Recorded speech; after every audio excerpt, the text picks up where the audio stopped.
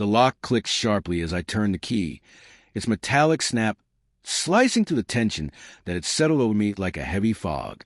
Behind me, Eleanor's laughter echoed, light, careless, almost musical, but it clashed violently with the storm raging inside me. It wasn't intentional mockery, I told myself, yet it cut just as deep. The last 6 months had been a slow erosion of trust. Late nights at work, whispered phone calls behind closed doors, sudden evasions that once seemed trivial but now carried weight. My heart, once whole, had fractured into jagged shards, each a testament to betrayal I had desperately tried not to see. She froze the moment she stepped inside. The laughter died mid-breath. Warmth and mischief had fled from her eyes, replaced with alarm. One hand instinctively rose to cover her gasp.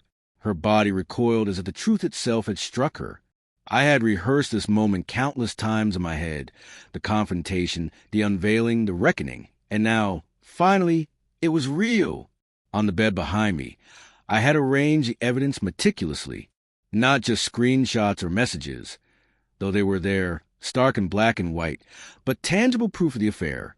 Her velvet scarf, claimed lost months ago, found tucked in the glove compartment of Daniel's car, a crumpled receipt from a romantic weekend getaway she'd lied about, insisting she was visiting her sick mother, and the centerpiece, a photograph of them outside a downtown bar, bodies leaning into each other, in a way no one could misinterpret.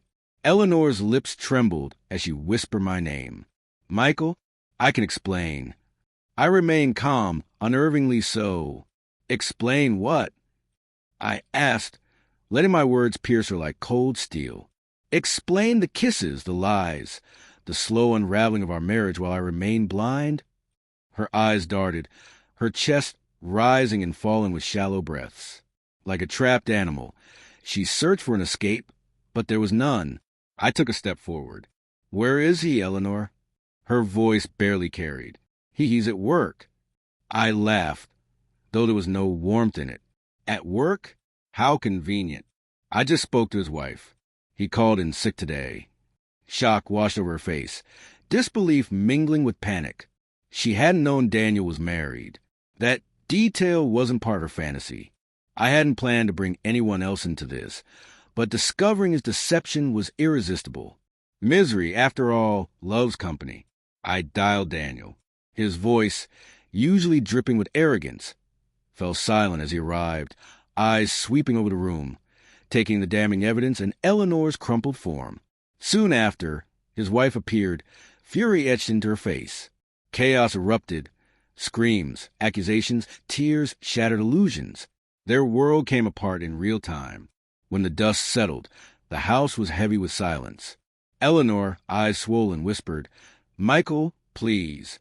There was nothing left of the man who had once loved her. That part of me had died long ago, drained by lies. It's over, I said. I want you out. The divorce was merciless. Long hours in sterile offices, tense meetings with lawyers, bitter court proceedings. Eleanor tried to spin herself as a victim, but the truth was irrefutable. Daniel's marriage didn't survive either, collapsing in chaos. I took no satisfaction in it. No joy, only a hollow kind of emptiness. Their suffering couldn't restore what had been lost. Time moved forward. I sold the house where we had loved and fought, leaving it behind for a fresh start in a new city. The pain dulled, memories softened. I learned to live with the shadow of the past, finding moments of quiet, cautious hope. Years later, on a rainy afternoon in a small cafe, I was absorbed in a book when I heard a laugh, a familiar, soft sound. I looked up. Eleanor sat there, older, tired, lines etched into her face that hadn't been there before. For a brief moment, we were both transported back to that bedroom. The betrayal, the heartbreak, the end. She looked away. I closed my book, a quiet smile tugging at my lips. No anger remained, no bitterness, only calm. I had survived. I had rebuilt. That was my quiet victory. I stepped outside into the light, leaving her behind.